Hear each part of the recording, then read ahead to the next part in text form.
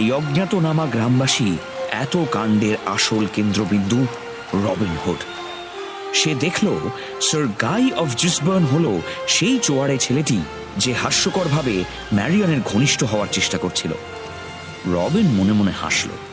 বেচারার প্রতিযোগিতা জিতে পছন্দের পাত্রীর চোখে নায়ক হওয়ার স্বপ্নটা এক্ষুনি ভেঙে যাবে। হলেও তাই, যদিও জিসবার্ন মোটেই আনাড়ি নয়। প্রথম 2 রাউন্ডে ওরা দুজনেই নিপুণভাবে লক্ষ্যভেদ করল।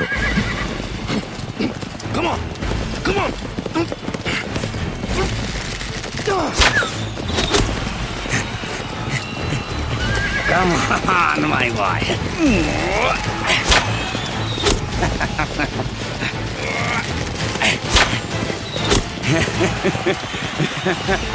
Bullseye.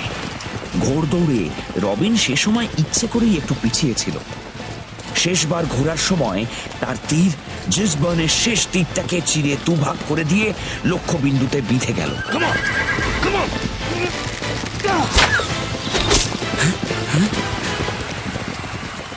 জিসবার্ন যখন বোকার মতো হাঁ করে সেদিকে কিছুক্ষণ তাকিয়ে থাকতে বাধ্য হলো, সেই সময়ের মধ্যে রবিন ঘোড়া নিয়ে এগিয়ে গেল। অপ্রতিরোধ্য বিজয়ী হিসেবে এবার তার নাম ঘোষণার পালা। Well done pageant. একজন চাষি হিসেবে তোমার তীরন্দাজির প্রতিভা সত্যি প্রশংসনীয়। এবার মাথার হুডটা সরিয়ে সবাইকে নিজের নামটা বলে ফেলো দেখি। তারপর শর্ত মতো তোমার হাতে পুরস্কার তুলে দেওয়া হবে। Yes sir. দেখুন তো চেনা চেনা লাগছে কিনা। জানতাম তুই না এসে পারবি না। গজ গজ হাঁ করে দেখছো কি সব? ধরো হতচ্ছাড়াকে, ধর। আর আমার হাতে পুরস্কার তুলে দিতে হয় না ব্যারন ফিটজঅ্যালভিন। আমার জিনিস আমি নিজেই তুলে নিই। কথাটা বলতে বলতে রবিন সোজা ঘোড়া চালিয়ে পুরস্কারের জায়গায় রাখা সোনার তীরগুলি তুলে নিল। ময়দানের চারপাশে দাঁড়িয়ে থাকা রক্ষীরা রবিনের দিকে ধেয়ে গেল।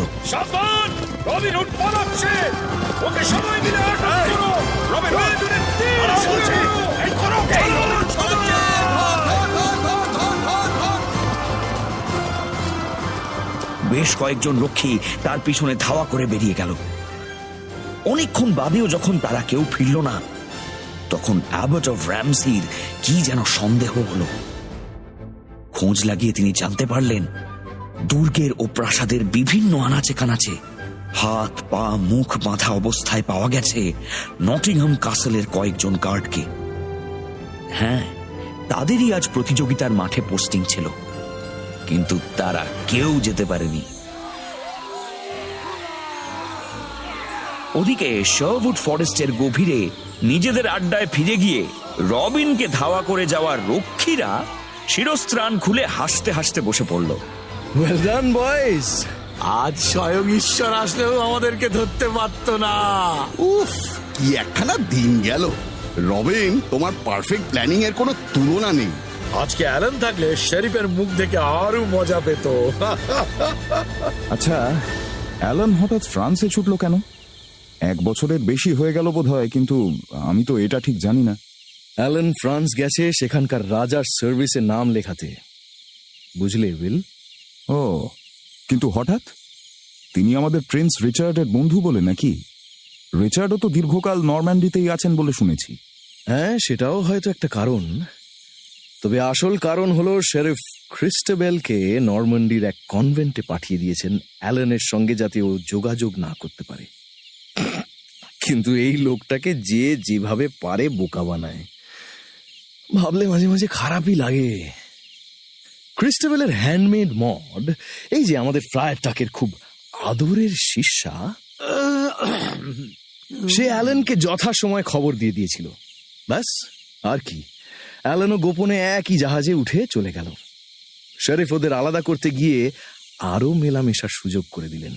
উফ, তোমাদেরও বলিহারি। সমাজ সংসার দেশ সব ধ্বংস হতে বসেছে, আর তোমরা প্রেম করে কুল পাচ্ছ না। উইল, তোমার যে কেন কোনো মেয়ে জোটে না সেটা বোধহয় আর কাউকে বলে দিতে হবে না, কি বলো? রক্ষে করো বাপু, আমার চাইও না। আমের ফল টক হয়েছে। ম্যারিয়ানকে আজ দেখলাম এতদিন পর, কিন্তু কাছে যাওয়ার কথা বলার কোনো উপায়ই নেই। নিশ্চয়ই এর মধ্যেই আবার ইয়র্কশায়ারে ফিরে যাবে। কি আর করবে বলো, আপাতত এতেই তোমাদের দুজনের ভালো। আচ্ছা, ওর সঙ্গে ওই ছেলেটাকে দেখলে যাকে আমি হারালাম? কি অসবর্ন না কি যেন নাম? জেসবার্ন, আমি ইতিমধ্যেই খোঁজ নিয়েছি।